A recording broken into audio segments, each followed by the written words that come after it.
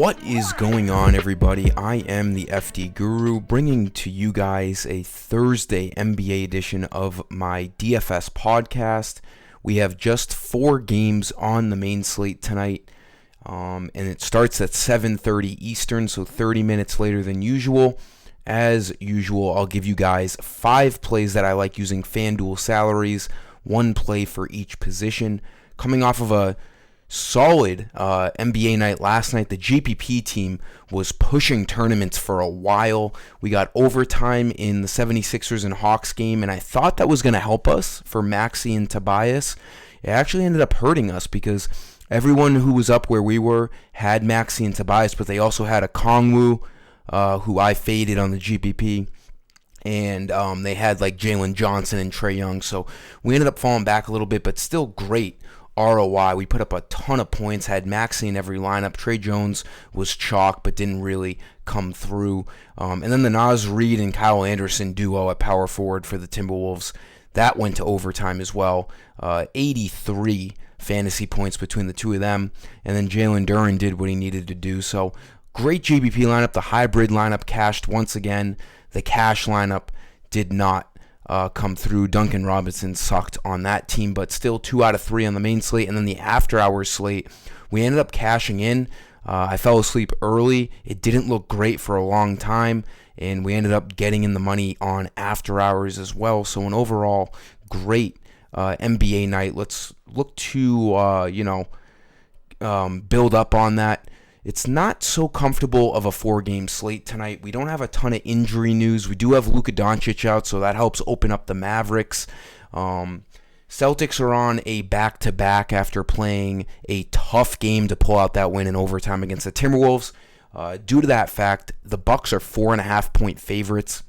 Not only have the Celtics hardly ever been underdogs, but I don't think 4.5 points has ever been a number for them. So that honestly makes sense. They're on the road, back-to-back games. So there's a decent chance. Porzingis says he was going to play tonight after being ruled out yesterday, but they might rest someone else. The Celtics have been prone to resting a star in their lineup just because they have so many guys.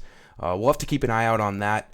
But in terms of other injury news, we have Jabari Walker on the Blazers, questionable. I don't know how big of a deal that is. Grant Williams is questionable on the Mavericks. And then your usual LeBron James questionable for the Lakers. So we don't really have much here. But things can always change from now until lock. We'll get right into things, though. For point guard, we want to build our slate around Kyrie Irving tonight. No Luka Doncic, 10,000. He needs 50 fantasy points to hit value. He's been cooking even with Luka playing, hitting value in the last 4 games. His last 2 games, he has 60-plus fantasy points. He grades out really well. We want to be doing all of our building around Kyrie Irving tonight. I know Giannis is on the slate, but he's $2,000 cheaper. More expensive, and he's got a tougher matchup against the Celtics. Damian Lillard is back, and then Middleton's still there. So I would much rather spend up on Kyrie Irving tonight than Giannis. It saves us over $2,000. Shooting guard, we're going to get 3 Mavs in this video, but I am not going against 4 Mavs in cash games tonight, depending on what you want to do. Another key piece tonight, a value play, Jaden Hardy at 5K. He's probably going to start for Luka Doncic. He's their backup guard. 8:30 Eastern start. We probably won't know the starting lineup, but this is just a really good game. It's a 4-point spread against the Knicks, a 233 over-under.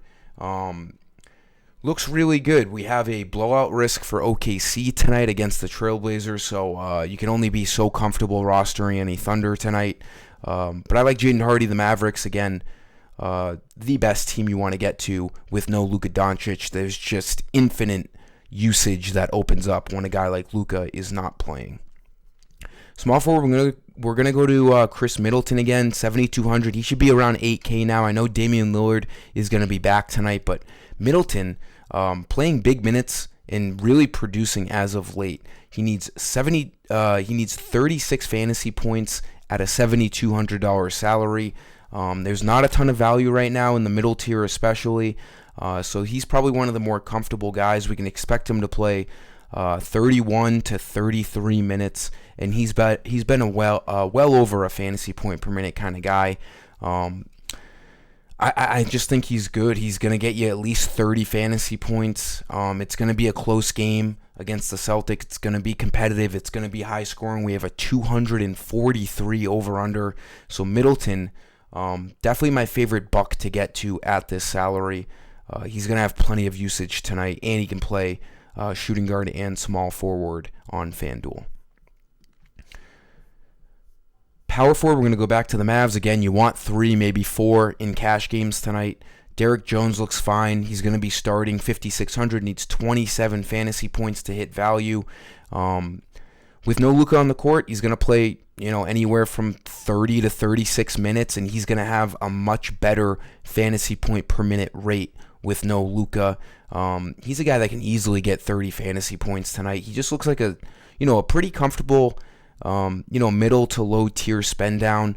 Like I've said, with only 8 teams playing and not a lot of injuries to take advantage of outside of Luka, we can't really feel comfortable with every play. And, getting to the Mavs, you're probably going to feel most comfortable with this extra usage going around for Dallas.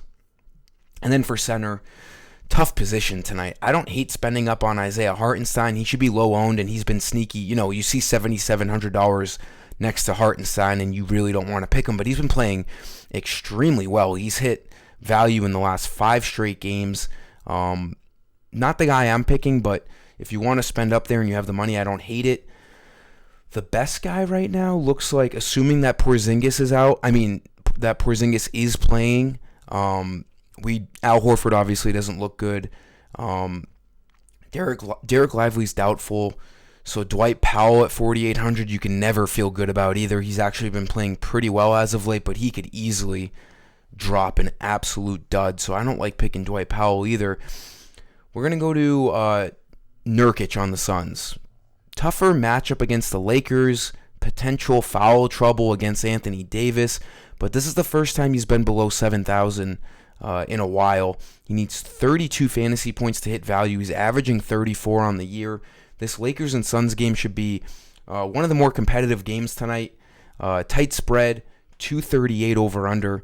He looks pretty good. As long as he gets the minutes. His minutes have been weird. I do see them putting him out against AD. The only thing that would keep him from getting 30 minutes tonight would be foul trouble. But if he gets those minutes, he can smash. 2 games ago when he got the 32 minutes, 18 and 19 for almost 50 fantasy points. Center doesn't look good tonight. I don't mind the value at 6,700 for Nurkic. Again, if you want to spend $1,000 more on Hartenstein, he's been crushing. He has a good matchup against the Mavericks. I don't like spending up on Chet at 8,500 just because of that blowout risk, and that's, as high of a price that we've seen on Chet all season long. It's just tough. AD looks fine, but if you're picking Kyrie with the limited value tonight, you can't really spend up on both of them. And like I said, I like spending up on Kyrie more than any other star on this slate. That'll do it for this video, guys. We'll see if other things open up from now until lock. Like this video, subscribe, put my alerts on. And we're coming up on a busy weekend for the NFL playoffs and more NBA action. Until next time, I am the FT Guru. Peace.